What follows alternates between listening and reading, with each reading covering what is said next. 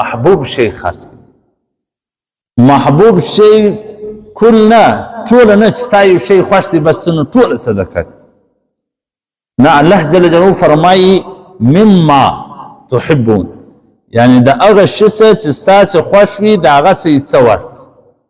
دا حکم نه دی چې ټوله ورکړي چې ستا یو شی خوښ دی بس بیا خو نو که دا رقم حکم سي نو خو ګسه به ستا سره د خوښ شی نه پاتېږي، ځکه د خوښ شی الله وایي صدقه نه. الله فرمایي چې ستا کوم شی خوښ دی د هغه شي څه صدقه ورکوه. او دغسې په حدیثو کې هم داسې ډېر راځي چې ته د ځان لپاره څه خوښوې باید هغه د بل مؤمن دپاره هم خوښ کړي. نو چې ستا کوم شی په خپله خوښ دی هغه د بل مؤمن دپاره ته مصرفوې نو په دې کې غټه جذبه او غټ خیر پروت. او دا لن تنالوا البر یعنی کامل نیکي ته نسې رسېدی. د دې دا مطلب نه دی چې ته به نو کمزوري شی هم نه خیراتوې. ما پرون تاسو ته وویله چې د یو چا څه کپړې بلابود سوې یا د ده دپاره زړې سوې د هغه کپړې د بل دپاره نه وي.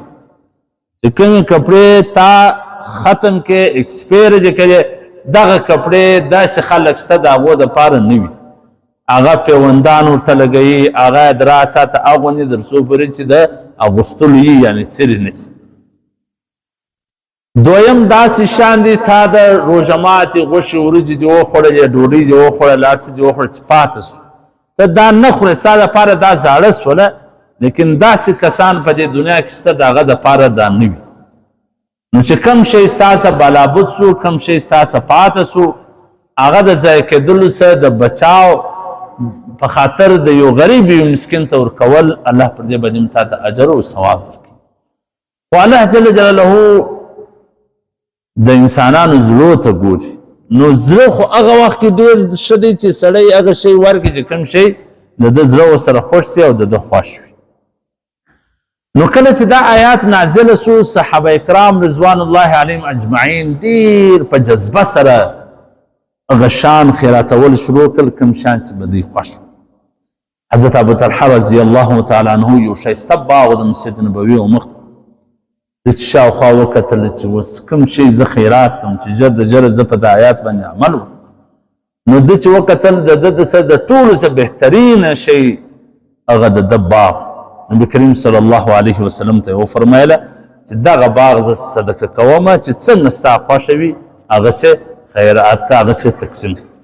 نو نبي کریم صلی الله علیه وسلم ورته وفرمایله چې دغه باغ ته پر خپلو قریبانو پر خپلوانو تقسیم کړه. بس دا اکا دی دا اکا زامن دی داسې قریبي رشتهداران. نو حضرت ابو طلحه رضی الله تعالی عنه خوښه سوله او هغه تقسیم کړي.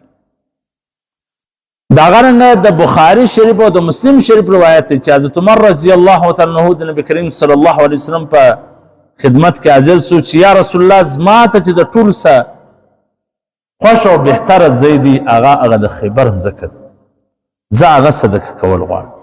نبی کریم صلی الله علیه وسلم ورته وفرمایله چې هغه مه صدقه کوم ځکه د هغه چې کم پیداوار دی هغه پیداوار یې صدقه